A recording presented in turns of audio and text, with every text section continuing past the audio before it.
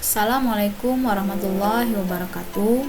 Perkenalkan, saya Anita Kurnianingsi, mahasiswa Magister Pendidikan Biologi semester 2 di Universitas Muhammadiyah Bengkulu. Untuk pokok bahasan kali ini, saya akan menyampaikan hasil resume saya mengenai tema pengembangan model-model pembelajaran biologi. Adapun materi yang dibahas dalam tema pengembangan model-model pembelajaran biologi yaitu model pembelajaran kooperatif, model pembelajaran demonstrasi, model pembelajaran eksperimen, dan model pembelajaran konstruktivis. Pembelajaran kooperatif. Menurut Slavin 2009, pembelajaran kooperatif adalah pembelajaran yang mengarahkan siswa bekerja sama dalam belajar dan bertanggung jawab terhadap teman satu timnya untuk mampu membuat diri dan teman satu timnya belajar sama baiknya dengan yang lain. Sedangkan menurut Rusman 2013, pembelajaran kooperatif adalah suatu pembelajaran di mana siswa bekerja dalam kelompok kecil secara kolaboratif dengan anggota kelompok yang heterogen.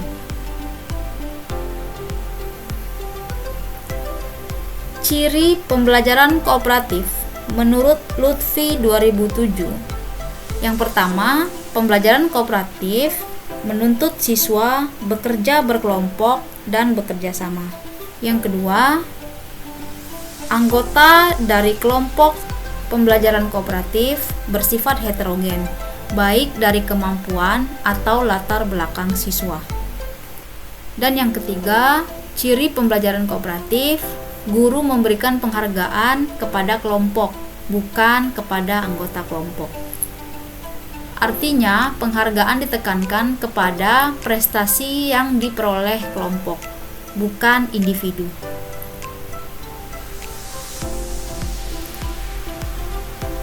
Perbedaan kelompok belajar kooperatif dan tradisional. Pada pembelajaran kooperatif, akuntabilitas individual diukur dan adanya saling ketergantungan antar anggota kelompok. Sedangkan pada pembelajaran tradisional, akuntabilitas individual diabaikan dan biasanya didominasi oleh satu orang siswa saja. Selanjutnya, pada pembelajaran kooperatif, kelompok belajar bersifat heterogen. Sedangkan pada pembelajaran tradisional, kelompok belajar bersifat homogen. Kemudian, pada pembelajaran kooperatif, pimpinan kelompok ditentukan secara demokratis atau bergilir. Tetapi pada pembelajaran tradisional, pimpinan kelompok ditentukan oleh guru. Kelompok belajar kooperatif mengajarkan keterampilan sosial secara langsung, tetapi pada kelompok belajar tradisional, guru tidak mengajarkan keterampilan sosial secara langsung. Berikutnya, pada kelompok belajar kooperatif, guru rutin memantau melalui observasi dan melakukan intervensi jika terjadi masalah dalam kelompok. Tetapi pada kelompok belajar tradisional, guru abai terhadap konflik yang terjadi di dalam kelompok. Dan yang terakhir, pada kelompok belajar kooperatif ditekankan pada penyelesaian tugas dan hubungan interpersonal. Tetapi pada kelompok belajar tradisional hanya ditekankan pada penyelesaian tugas saja.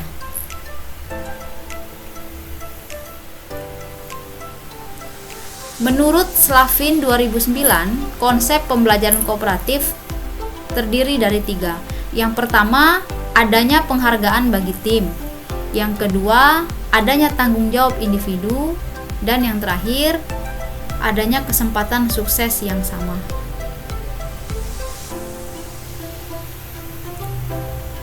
Tujuan pembelajaran kooperatif. Adapun tujuan pembelajaran kooperatif, yang pertama, bertujuan untuk meningkatkan hasil akademik. Yang kedua, siswa belajar menghargai perbedaan. Dan yang terakhir, siswa dapat mengembangkan keterampilan sosial. Tipe pembelajaran kooperatif. Di dalam buku strategi pembelajaran biologi, setidaknya ada 9 tipe pembelajaran kooperatif, tetapi hanya ada 6 yang dibahas lebih detail. Keenam tipe pembelajaran kooperatif tersebut yaitu STAT atau Student Teams Achievement Division, TGT Team Games Tournament, Jigsaw, TPS Think Pair Share, NHT Number Head Together, dan GI atau Group Investigation. Adapun karakteristik masing-masing tipe pembelajaran kooperatif.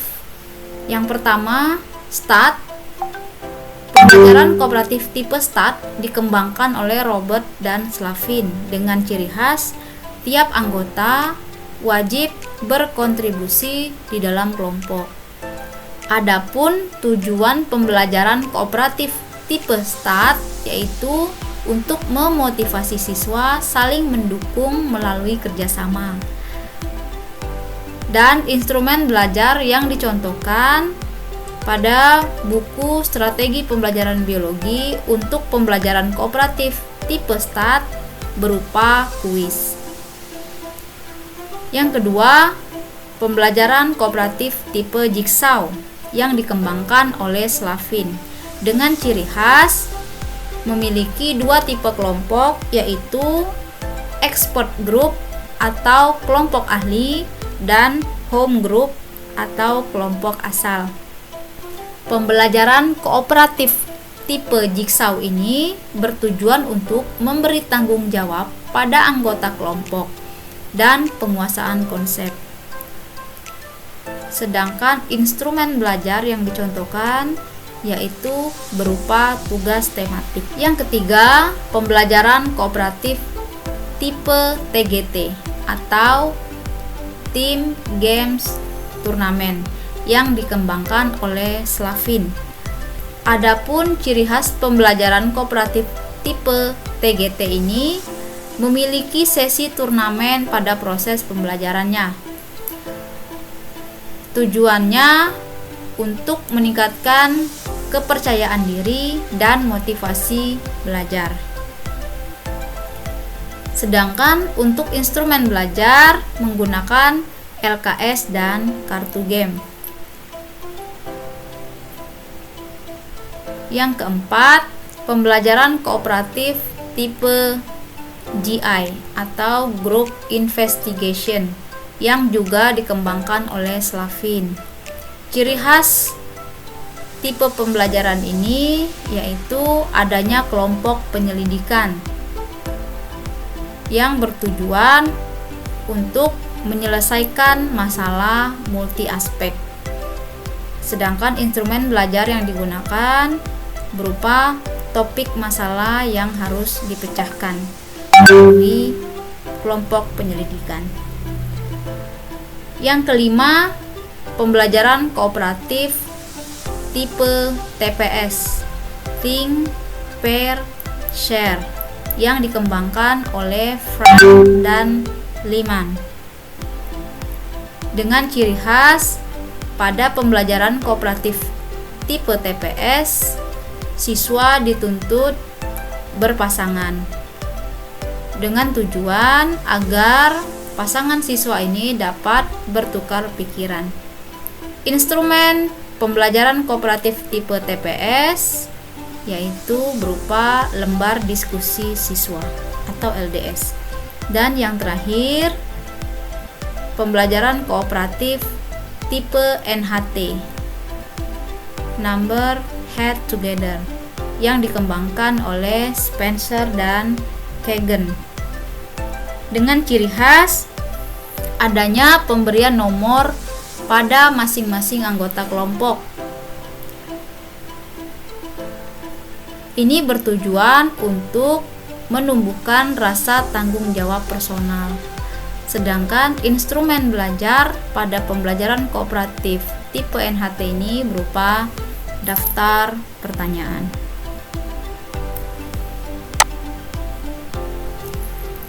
Pembelajaran demonstrasi.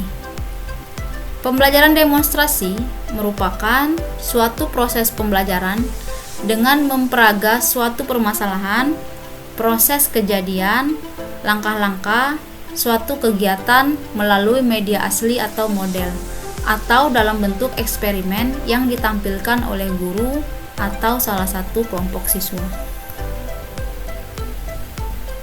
Ciri pembelajaran demonstrasi. Ciri yang pertama, pembelajaran demonstrasi biasanya diwakili oleh guru, siswa, atau salah satu kelompok belajar.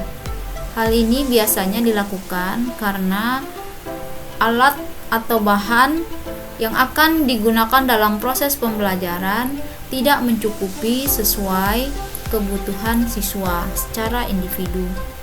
Yang kedua, pembelajaran demonstrasi biasanya dilakukan pada materi yang terkait prosedur atau langkah. Pembelajaran ini tidak cocok untuk materi yang bersifat konsep. Dan yang terakhir, pembelajaran demonstrasi dilaksanakan pada tempat yang dapat dilihat oleh seluruh peserta didik agar proses demonstrasi dapat terlihat oleh seluruh siswa. Fungsi pembelajaran demonstrasi. Yang pertama, agar dapat menemukan masalah. Masalah ini akan ditemukan setelah proses demonstrasi dilakukan sebagai bahan evaluasi. Yang kedua, pembelajaran demonstrasi memberikan ilustrasi suatu konsep.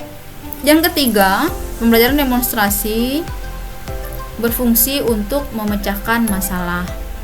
Yang keempat, dapat berfungsi untuk meninjau kembali suatu eksperimen. Dan yang terakhir, klimaks dari suatu penyajian atau materi. Pembelajaran eksperimen merupakan pembelajaran yang selalu melibatkan dua atau lebih variabel yang dieksperimenkan. Ada 3 jenis pembelajaran eksperimen. Yang pertama, eksperimen sederhana, yaitu eksperimen yang hanya terdiri dari 2 variabel, variabel terikat dan variabel bebas. Ciri khasnya, variabel bebas tidak dikendalikan atau dibiarkan begitu saja. Contohnya, pada percobaan menghembuskan udara pernapasan ke dalam air kapur untuk menunjukkan bahwa udara pernapasan mengandung CO2. Yang kedua, eksperimen terkontrol, yaitu eksperimen yang memiliki 2 atau lebih variabel, yang variabel bebasnya dikendalikan tetapi tidak memunculkan hipotesis baru. Contohnya pada percobaan SAH untuk menunjukkan bahwa fotosintesis memerlukan cahaya, bagian daun ditutup dengan kertas karbon. Itu merupakan variabel yang dikendalikan. Pada eksperimen sederhana dan eksperimen terkontrol ini, kesimpulan yang dihasilkan hanya satu, dan dalam diskusi tidak dimunculkan masalah atau hipotesis baru. Artinya, eksperimen ini dilakukan hanya untuk menunjukkan suatu konsep. Dan jenis pembelajaran eksperimen yang terakhir yaitu eksperimen ujung terbuka, di mana kesimpulan bersifat hipotetik dan dapat memunculkan masalah baru. Contohnya pada percobaan Ingenhousz, di mana fotosintesis menghasilkan oksigen. Masalah yang muncul adalah tentang pengaruh intensitas cahaya terhadap kuantitas oksigen yang dihasilkan, yang perlu diuji kebenarannya agar dapat menghasilkan konsep yang baru.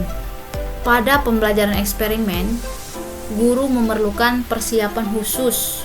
Yang pertama, guru harus terampil merancang percobaan. Yang kedua, terampil membimbing kelompok kecil dan individual. Yang ketiga, terampil memvariasikan dan meningkatkan kognitif pertanyaan. Dan yang terakhir, terampil membimbing diskusi kelas. Menurut Louvre 2007, model eksperimen memiliki kelebihan dan kekurangan. Adapun kelebihan model eksperimen, yang pertama, siswa memperoleh pengalaman nyata melalui aktivitas eksperimen. Yang kedua, model eksperimen melibatkan banyak indera. Dan yang ketiga, model eksperimen dapat melatih sikap ilmiah dan riset siswa. Sedangkan kekurangan dari model eksperimen yaitu model eksperimen memerlukan perencanaan yang matang dan membutuhkan waktu serta dana yang relatif banyak. Pembelajaran konstruktivis.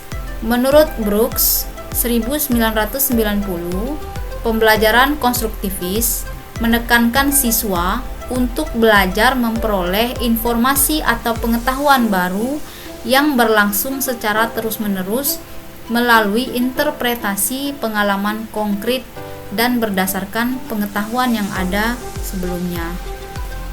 Kegiatan inti dari pembelajaran konstruktivis yaitu adanya pengetahuan awal, interaksi sosial, pengalaman nyata, dan kepekaan siswa terhadap lingkungan. Ada banyak model pembelajaran konstruktivis. Menurut Nuryani 2005, diantaranya kooperatif, siklus belajar, problem based learning, dan discovery learning. Prinsip pembelajaran konstruktivis. Yang pertama, mengembangkan keterampilan sosial. Yang kedua, melakukan pembelajaran konsep.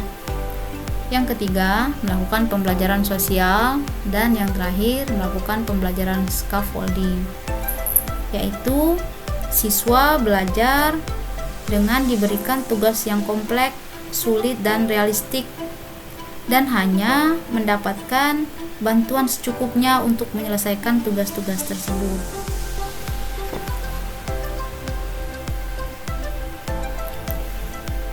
Salah satu model pembelajaran konstruktivis yaitu discovery learning. Pembelajaran ini di mana siswa diberikan kesempatan untuk menemukan sendiri pengetahuan yang diperolehnya dalam rangka menyelesaikan pembelajaran. Adapun langkah-langkah pembelajaran discovery learning menurut buku Strategi Pembelajaran karya Dr. Irwandi MPD, yang pertama yaitu pemberian rangsangan atau stimulasi. Yang kedua, identifikasi masalah atau problem statement. Yang ketiga, pengumpulan data. Keempat, pengolahan data. Yang kelima, pembuktian. Dan yang terakhir, penarikan kesimpulan.